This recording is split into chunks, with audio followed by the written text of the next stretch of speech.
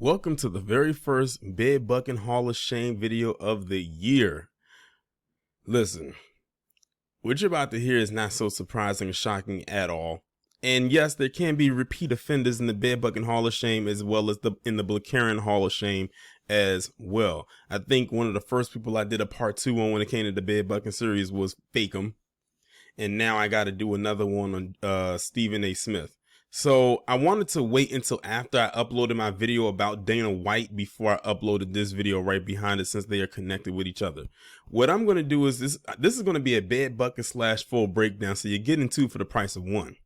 And we're going to go over this video where Stephan A. Smith, or as I call him, Stephan A for Asshole Smith, is going to handle this situation with Dana White with kid gloves. I don't have to go over what happened with Dana White.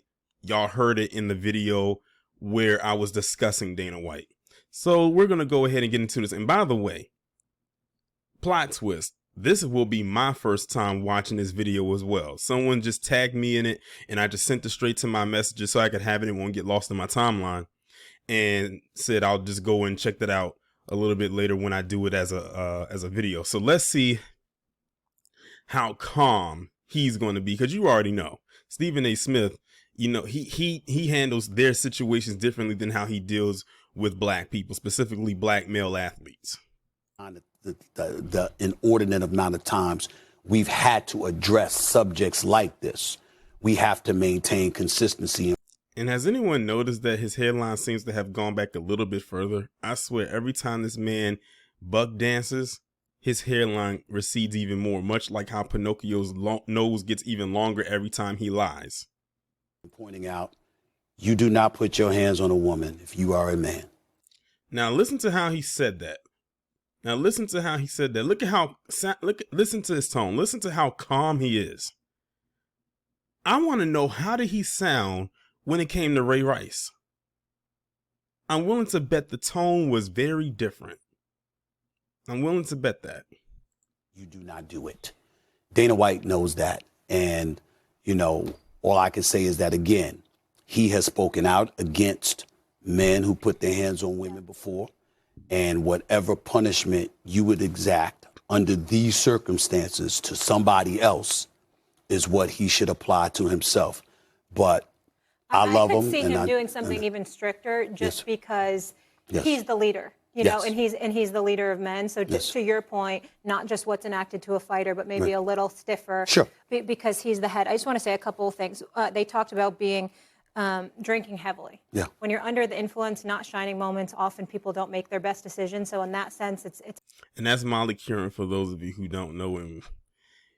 People got issues with her, and it was also, you know, speculations and rumors. This is just alleged that her and the reason why her and Jalen Rose ain't together no more is because apparently her and Stephan A. Smith had a let me continue.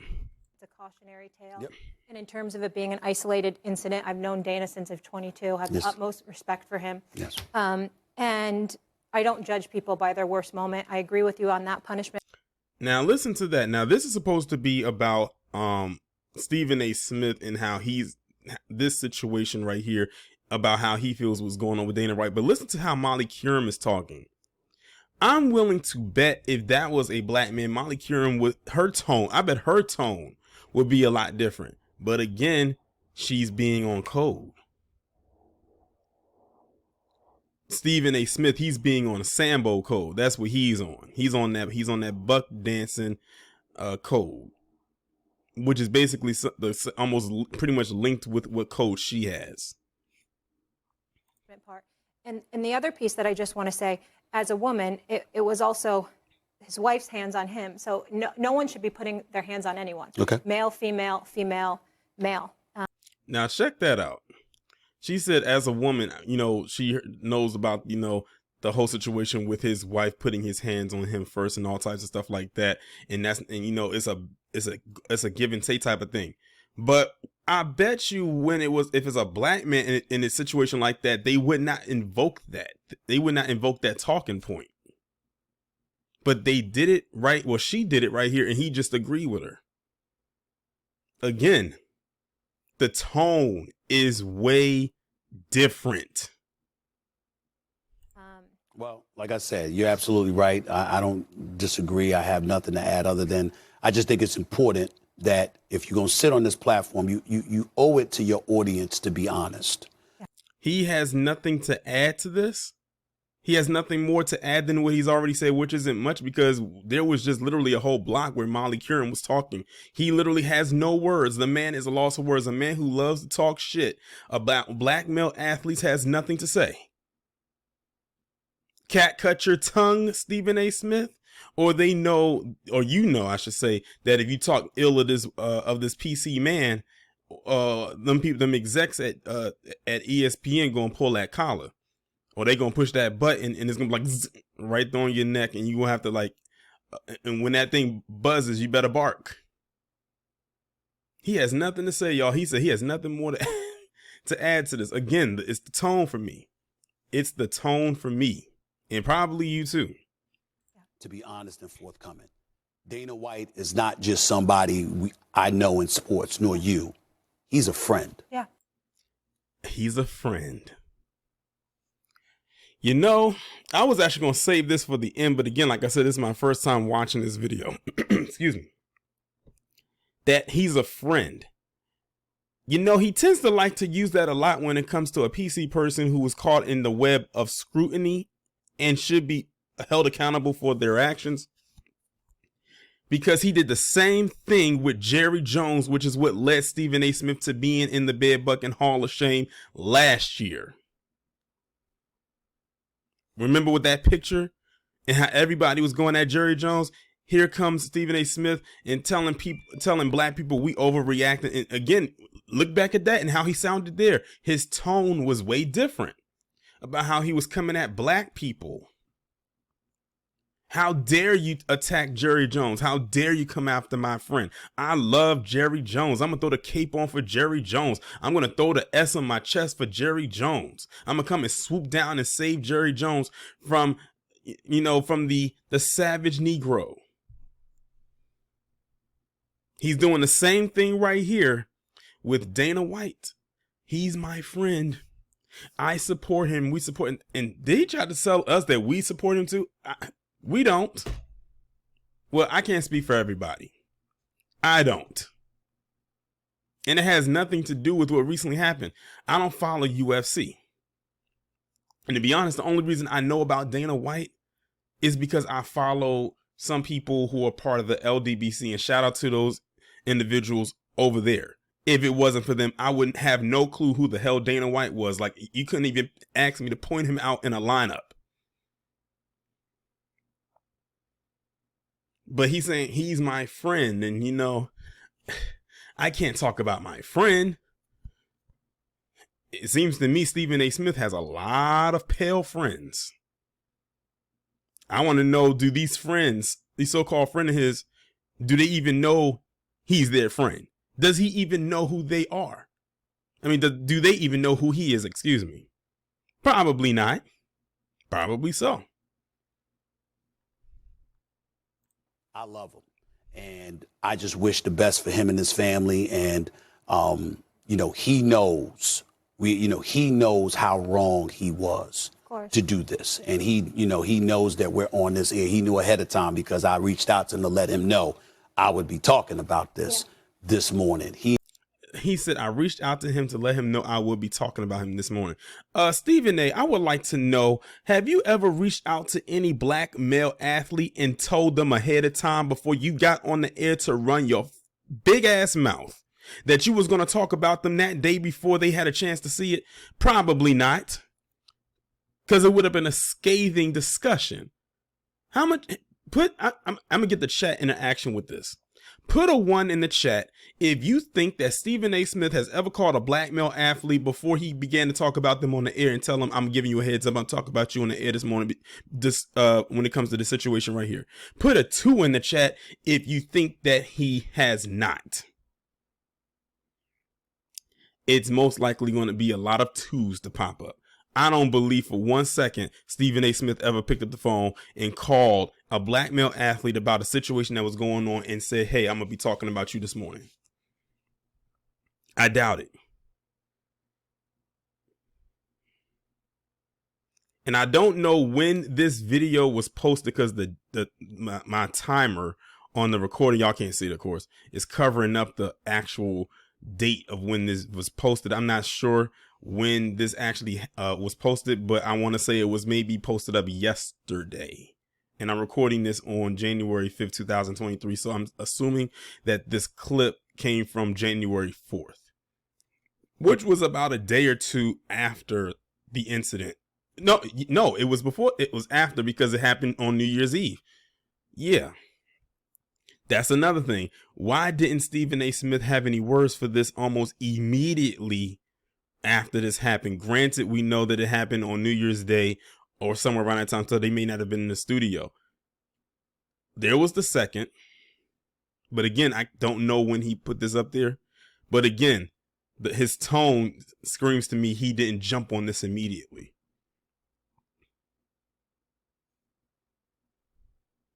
He knows that he crossed a line that he has never crossed before, and that he swears he will never cross again. He said he crossed a line he's never crossed before, and a line he swears he will never cross again.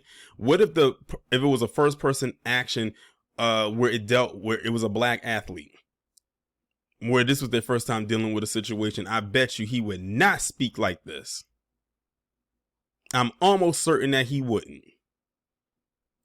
And he's incredibly ashamed of himself, and that's just where we are right now. So yeah, apparently he's his mouthpiece now, because he says he's really ashamed of himself.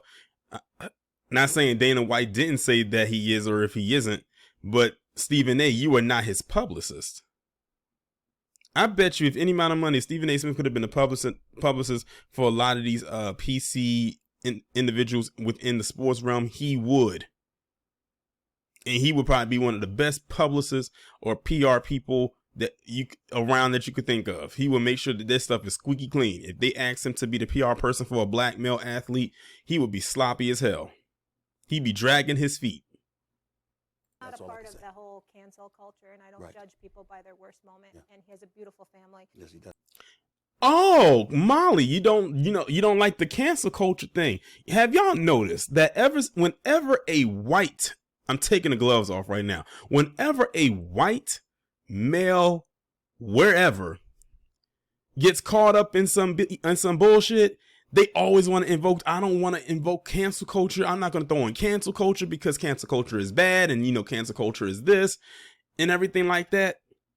But if it was a black man, they'll be ready to call not only for his cancellation, they ready to snatch everything. They coming out with them goddamn tiki torches from Charlottesville in 2017 and pitchforks ready to torture this person. I'm telling you, the tone is very, very, very different when it comes to this situation versus if it happened with a black male athlete. And the crazy thing is, if you look in the comment section, a lot of people agree, because we're not just making this up. We know how Stephen A. Smith gets down when it comes to a white athlete or a white person in the sports world versus a black athlete or a black person in the sports realm. The tones are vastly different. And now he got his sidekick up there, Molly, literally just, I noticed she didn't throw on her quote unquote feminist cape either. She slightly slipped it in, but she didn't go all the way there.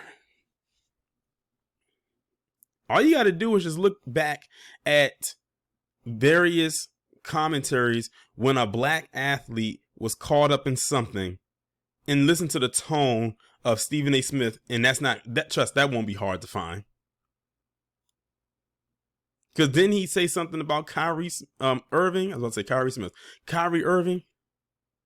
We know he had a lot to say when it came to Colin Kaepernick, especially that Jason Whitlock, but we ain't going to talk about him. And same thing with Molly. Her tone was very different with this. I didn't expect to have to roast two people, but it is what it is. But yeah, here it is. This is the whole clip right here. I'm not surprised that this was the tone in which was being said in this video when it came to Dana White. I'm not.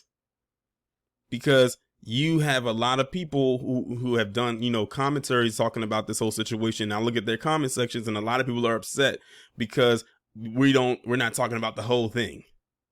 We're not acknowledging, the whole thing and the whole situation. We are acknowledging the whole goddamn situation. But we're also pointing out the hypocrisies, and that's what you don't like. You don't like people who think critically or when we pick things apart.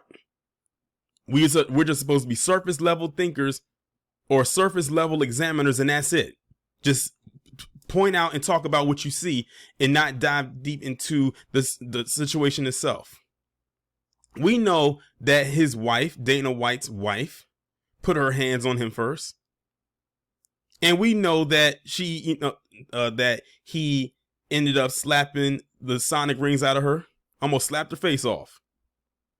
But people don't want us to acknowledge that this man said that in the past, he would never, there's no excuse to put their hands on a woman, but he found one that day where he had to do it, or where he felt he had to.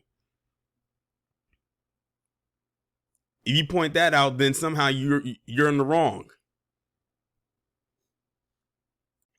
And I'm looking at the headline. It says, White apologizes for physical altercation with wife. And I bet you that's all he's going to have to do.